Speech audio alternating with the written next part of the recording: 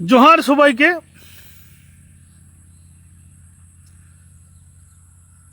আপনারা জানেন যে কুর্মী কুড়মিয়ালি আন্দোলন বিষয়ে আমি দীর্ঘদিন জড়িত ছিলাম। সেই পরিপ্রেক্ষিতে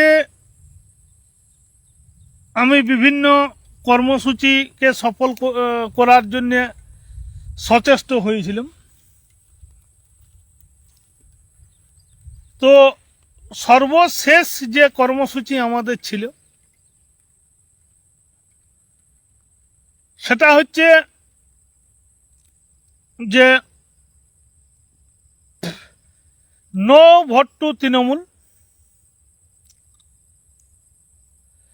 এই কর্মসূচিকে সফল করার উদ্দেশ্যে আমি মাঠে ঘাটে জেলা টু জেলা রাজ্য কেন্দ্র বিভিন্ন জায়গায় আমি যাতায়াত করেছিলাম। সেই সুবাদে অনেকের মনে হইতেই পারে যে আমার হয়তো খুব ভালো সম্পর্ক আছে, খুব ভালো হয়তো আমার সম্পর্ক আছে বিজেপি দলের সাথে, কিন্তু আমি মানুষের কাছে একদম খোলসা করতে চাই যে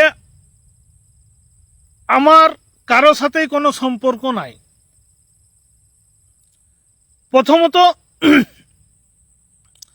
আমাদের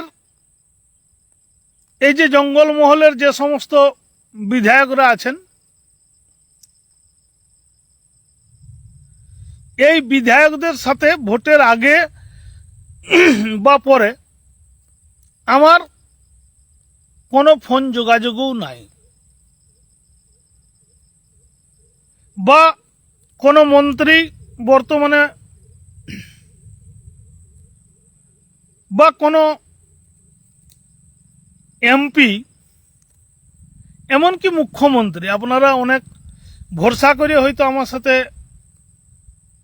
বিভিন্ন বক্তব্য পেশ করে থাকেন। আমার সত্যি কথা বলছি যে আমার সাথে না কোনো এমএলএ, না কোনো মন্ত্রী, না কোনো এমপি, না মুখ্যমন্ত্রী, কারো সাথেই আমার কোনো প্রকার যোগাযোগ বা সংযোগ আজ পর্যন্ত নাই। যারা মনে করেন যে এগুলা সম্পর্ক আছে তাদের ধারণাটা ভুল। হয়তো আমার কিছু কার্যকলাপ বা যাতায়াত বা উঠবস এটা দেখে আপনাদের মনে হইতেই পারে, কিন্তু আপনাদের কাছে আমি করজোড়ে প্রার্থনা করছি, সত্যি আমার কোনো যোগাযোগ নাই। কেউ কেউ হয়তো মানে কি বলবো, আমাকে ভালোবেসে আশা করে কারো বিভিন্ন অভাব অভিযোগ আমার কাছে তুলে ধরেন, যে যাতে করে আমি এমএলএ, মন্ত্রী বা মুখ্যমন্ত্রী বা এমপি সাহেবদের কাছে আমি আপনাদের দাবিটা পৌঁছাতে পারি। এই ব্যাপারে সত্যি আমার কোনো হাত নাই, সত্যি বলছি, আপনাদের কাছে ক্ষমা চাইয়ে বলছি। বিভিন্ন সংগঠন বিভিন্ন দাবি নিয়ে আপনারা আমার কাছে পৌঁছেছেন, দীর্ঘদিন ধরে পৌঁছেছেন। আমি চেষ্টা করেছি আপনাদেরকে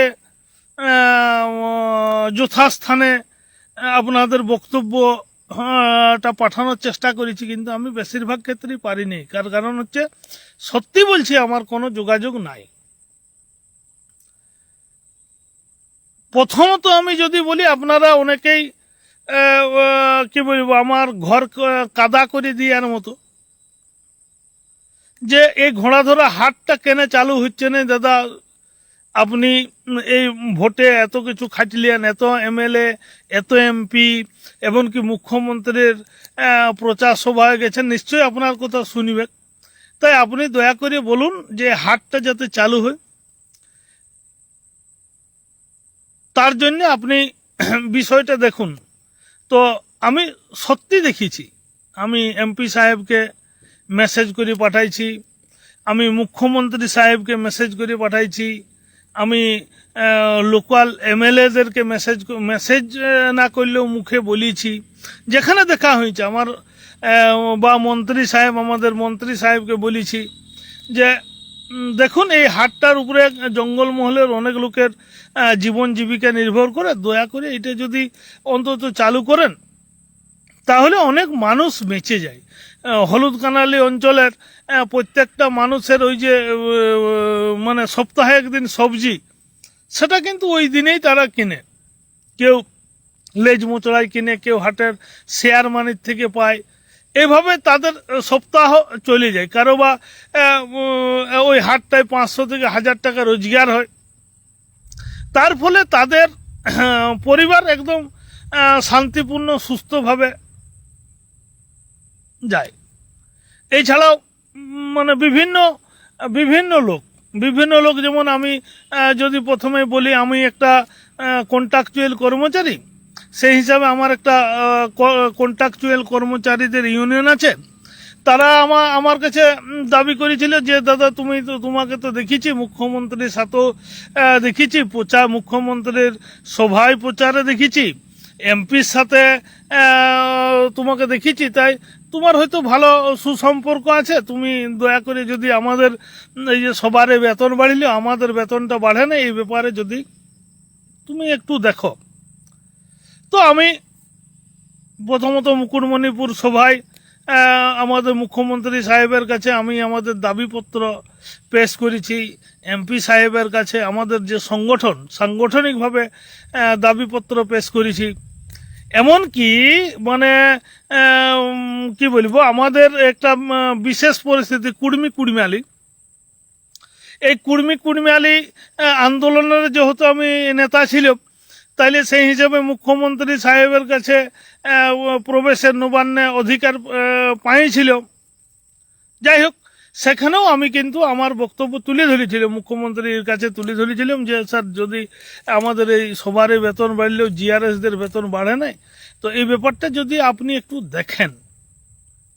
তো উনি ওনার বক্তব্য বলেছেন, আমি আমার সংগঠনকে বা জিআরএসদেরকে আমি বলেছি, সেটা আমি এখানে লাইভে আর বলবো না। পরবর্তীকালে আমি দেখেছি যে বিজেপি করার অপরাধে, আবার রিপিট করছি, বিজেপি করার অপরাধে, কখন না সরকার গঠনের আগে বিজেপি করার অপরাধে কারা বিজেপি করত না, কোনো আইসিডিএস এর হেল্পার বা কর্মী, তার স্বামী যারা বিগত পঞ্চায়েত নির্বাচনে বিজেপির হয়ে ভোট করেছে, তার স্বামী কিন্তু তাদের স্ত্রীদেরকে ওই হিংসার কারণে ট্রান্সফার করে দেওয়া হয়েছে। কাকুকে হয়তো বাঁধাগালে ঘর, অম্বিকানগর অঞ্চল বা পুড্ডি অঞ্চল, তাকে বারিকুল অঞ্চলে ট্রান্সফার করা হয়েছে। অপরাধ কি না, তার স্বামী বিজেপির হয়ে প্রচার প্রসার করেছিল বিগত পঞ্চায়েত ভোট থেকে লোকসভা ভোটে, তো সেই রকম লোকদেরকেও ট্রান্সফার করে দেওয়া হয়েছে হিংসার কারণে। এগুলা হচ্ছে বিশেষ করে রানীবাঁধে এই ঘটনাটা ঘটেছে। তো হিংসার কারণে ট্রান্সফার করেছে, তারা নিয়মিত যোগাযোগ করেছে যে দাদা যদি একটু মিনিস্টারকে বলে বিষয়টা বা বিজেপি পার্টিকে বলে যদি বিষয়টা একটু সুরাহা করে দেন তাইলে আমরা উপকৃত হইতাম। মানে কি বলবো, তারা আমার প্রতি ভরসা করেই সে দাবিগুলো করেছে, সেগুলো অন্যায্য কিছু নয়, ন্যায্যই দাবি। তো আমি যথারীতি পার্টিকেও জানাইছি, সুযোগে পাইছিলাম এমএলএ বা মন্ত্রী, তাকেও হয়তো বলেওছি যে, বা তাদের পিএকেও বলেছি যে দেখুন এগুলো আপনাদের দল কথাটা কিন্তু গুরুত্বপূর্ণ, কারণ আমি বিজেপি দলের কোনো কর্মকর্তা লই, আমি বিজেপি দলের কেউ লই। আমি বিশেষত এই যে কুর্মী আন্দোলনকারী হিসাবে বিজেপিকে একটা মিনিমাম প্রোগ্রাম বা শর্ত সাপেক্ষে সমর্থন করেছিলাম। সেই হিসাবে বিজেপির নেতাদের সাথে তৎকালীন সময় যোগাযোগ ছিল, এবং সেই সুবাদে আমি তাদেরকে বলেছিলাম যে এরা এরকম বিপদে আছে, বিজেপি করার অপরাধে এদেরকে পানিশমেন্ট ট্রান্সফার করা হয়েছে, তো এদেরকে যদি আপনারা একটু মানে পুনরায় নিজের জায়গায় নিয়ে আসতে পারেন, কারণ এখন আপনারা ক্ষমতা এসেছেন, তো সে প্রস্তাবটা আমি দিয়েছি। তো হবে কি হবে কি নাই সেটা আমি অতটা ডিটেলসে বলতে পারবো না। তো এইরকম কালকে একটা বিএসকে যারা 3 মাস ধরে বেতন পায় নাই, তারা আমার কাছে ভরসা করে আসিছিল যে দাদা দেখো আমরা আমাদের কারো বউ প্রেগনেন্ট আছে, কেউ মানে কি বলবো যাতায়াতের জন্য একটা লোন করে বাইক কিনে ফেলেছি, আজ 3 মাস ধরে আমরা বেতন পাই নাই, তার জন্য আমাদের তো ফাইন তো হচ্ছেই, এমনকি বাইকগুলো টানে নেওয়ার ব্যাপার আছে। এমনকি একটা মহিলা মানে কি বলবো বিএসকে সে টেনশনটা নিতে পারল না বলে ব্রেন স্ট্রোক পর্যন্ত হয়ে গেছে। এরকম ওরা কালকে 4জনের একটা গ্রুপ আমার কাছে আসিছিল আমার ঘরে। তাই আমি ওদের ওই দুঃখের বিষয়টা, কারণ আমিও ভুক্তভোগী, আমি এজ এ জিআরএস আমারও প্রায় 1 মাস বেতন তো বন্ধই ছিল, দ্বিতীয় মাসও টাইমে পাইনি।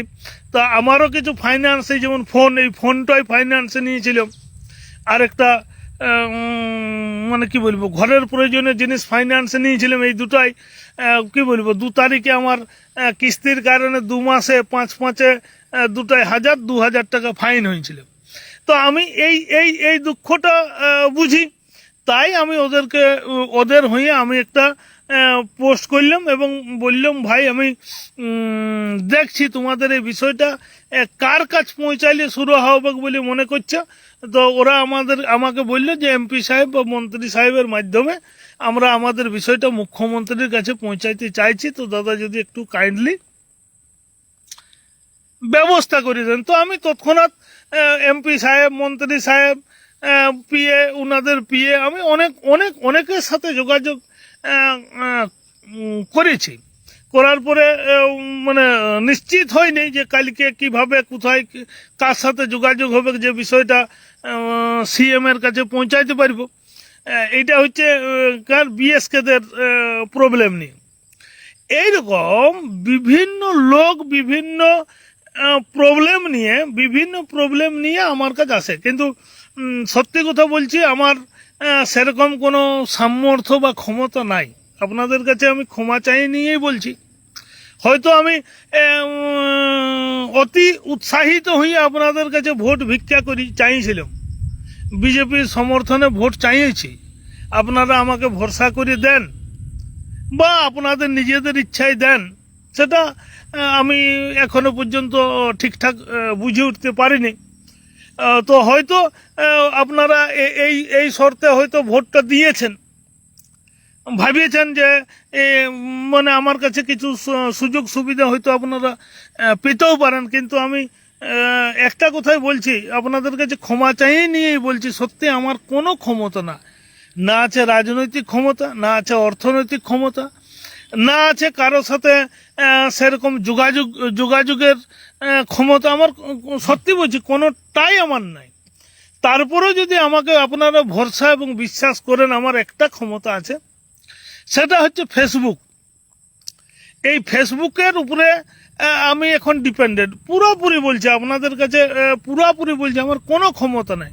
আপনার এই দাবিটা, আপনার এই চাহিদাটা, আমি কিন্তু বিএসকে নই, আমি আরও বলছি আমি জিআরএস।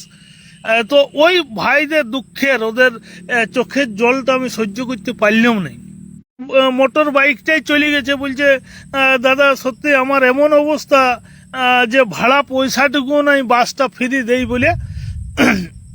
কেউ তো আবার বলছে দাদা আমাকে ভাড়া ঘরে থাকে বিএসকে করতে হয়। আমি বলছি যে নিয়োগ নিয়ে যেটা বলছিলাম যে নিয়োগ নিয়ে আমার মানে কি বলবো, এত লোক বিভিন্নভাবে আমার কাছ থেকে বিভিন্ন প্রশ্নপত্র মানে জানতে চায় যে আমার জীবনের হয়তো 2-3 ঘন্টা হয়তো আমি নিজের জন্য সময় দিতে পারি, বাকি সময় পাবলিক সার্ভিস দিতেই কিন্তু আমার জীবনের কি বলবো সেই 2004 সাল থেকে আজ পর্যন্ত ওই পাবলিক সার্ভিস দিতেই আমার জীবন লাইফটাই চলে গেছে। যাই হোক, ওটা নিয়ে আমার আপত্তির কোনো কারণ নেই, কারণ সারা জীবন বংশ পরম্পরায় আমরা এই পাবলিক সার্ভিস দিয়েই চলি। তার জন্যে কি বলবো, সকাল থেকে সন্ধ্যা পর্যন্ত যদি ঘরে বসে থাকি, কেউ যদি আসে তো বুঝতে পারবে যে সারাদিনে কত লোককে মানে কি বলবো বিভিন্ন সমস্যা নিয়ে আমার কাছে আসে। তো সেটা বিষয় নয়। আমি যে বিষয়টা বলছিলাম, হয়তো বিএসকে ওদের নিয়োগ সম্পর্কে কারো সন্দেহ বা প্রশ্ন থাকতেই পারে, অস্বাভাবিক কিছু নয়, কেউ অবৈধ নিয়োগ বলতেই পারে, কিন্তু যতদিন তারাকে ইন সার্ভিস করে রাখা হবে ততদিন তাদের নিয়মিত বেতন দেওয়া উচিত এবং কর্তব্য। কারণ তারাকে যদি বলে যে হ্যাঁ আজ থেকে তোমরা ঘর চলে যাও, আর তোমাদের চাকরি নেই, আরামসে ঘর চলে যাবে, তারা কাল থেকে খাটিবে, লোকের ঘরে কাজ করিবে, কারো ঘরে ঝাঁটু দিবে, কারো ঘরে নাইট গার্ড করিবে, সংসার চালাবে। কিন্তু একটা ইন সার্ভিস রেখে তাদের বেতন না দেওয়াটা সরকারের উচিত নয়, এটা সবাই বলবে। যে কোনো কন্ট্রাকচুয়াল চাকরিদেরকে যদি বলে দেয় যে ভাই কাল থেকে আর তোমাদের চাকরি নাই, তো ওরা যে কোনো রুজি রোজগার করবে, কাল থেকে 2 টাকা 200 টাকার বেতনে কারো ঘরে হয়তো ঝাড়ুদারের কাজ করবে। কিন্তু ইন সার্ভিসে রেখে বেতন না দেওয়াটা সরকারের যে কত বড় অমানবিক, এই বিষয়টা সরকারকে দেখার জন্য আমি কালকে ওই ওদের বিএসকেদের নিয়ে আমি একটা পোস্ট দিয়েছিলাম। তো আমার মতো একটা সাধারণ মানে কি বলবো, সাধারণ আমি কোনো নেতা লই, আমি কোনো লিডার লই, আমি রাত দিন পরিশ্রম করি, যে কাজটাই থাকি আমি সেটাকে সফল করার চেষ্টা করি, এটাই আমার উদ্দেশ্য। তো আমার এই যে মানে একটা যে লাইভ করব, লাইভ 10 থেকে 15 মিনিট একটা লাইভ করব, সেই লাইভটা করারও সময় আমাকে দেই নেই, এত ফোন আসে। মানে ঘরে থাকলে ফ্লাইট মুড করে থাকতে হয়, নাইলে ঘরের লোক মানে এতটাই অধৈর্য হয়ে যাবে এই অবস্থা। তো যাই হোক, আমি আমার যেটা বক্তব্য, যে ভাইরা, বন্ধুরা, আত্মীয় স্বজনরা আমাকে বিরাট আশা আকাঙ্ক্ষা নিয়ে ভালোবেসে আমার দিকে তাকায় থাকো যে আমার দ্বারা কিছু কাজ হবে, কিচ্ছু কাজ হবে না, আমার দ্বারা কিচ্ছু হবে না। তোমাদের আপনাদের বারবার রিকোয়েস্ট করছি যে আমার কোনো মন্ত্রী, কোনো এমপি, এমএলএ দিবেক নাই কেউ আমাকে মানে লাইভ করতে, কোনো এমএলএ বা কারো সাথে আমার কোনো প্রকার, কোনো রাজনৈতিক দলের নেতার সাথে আমার কোনো সম্পর্ক নাই। আমি সাধারণ গরিব ঘরের রাত দিন পরিশ্রম করা একটা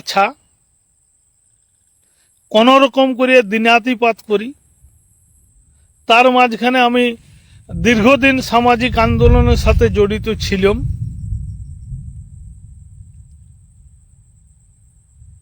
তাই সবার কাছে অনুরোধ যে আমাকে এইভাবে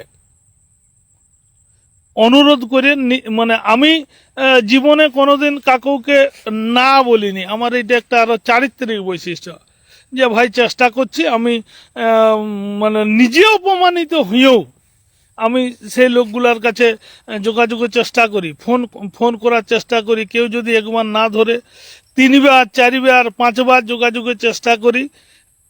নিজের জন্যে আজ পর্যন্ত কোনো কিছু বলেছি বলে আমার মনে হয় না, হয়তো বলেও থাকতে পারি।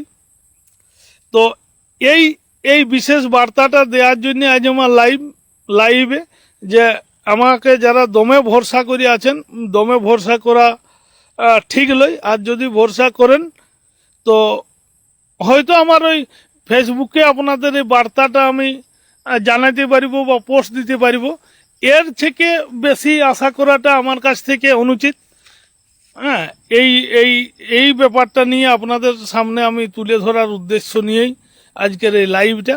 তাই সবার কাছে আমার করজোড়ে প্রার্থনা। হয়তো পুচকে কিছু কাজ হয়েও যেতে পারে, কিন্তু তার মানে এই নয় যে আমি এটা করে দিতে পারিবই, সেরকম নিশ্চয়তা ভাবে আমার দিকে চাই কেউ থাকবেন না, কারণ আমার সত্যি বলছি, আমার না এমএলএ, না এমপি, না মন্ত্রী, না মুখ্যমন্ত্রী, কারোর সাথে আমার কোনো প্রকার সম্পর্ক বা যোগাযোগ নাই। সবাইকে গড নমস্কার, জোহার জানাই। আমার আজকের এই বিশেষ আবেদনটা এখানে শেষ করলাম। ধন্যবাদ।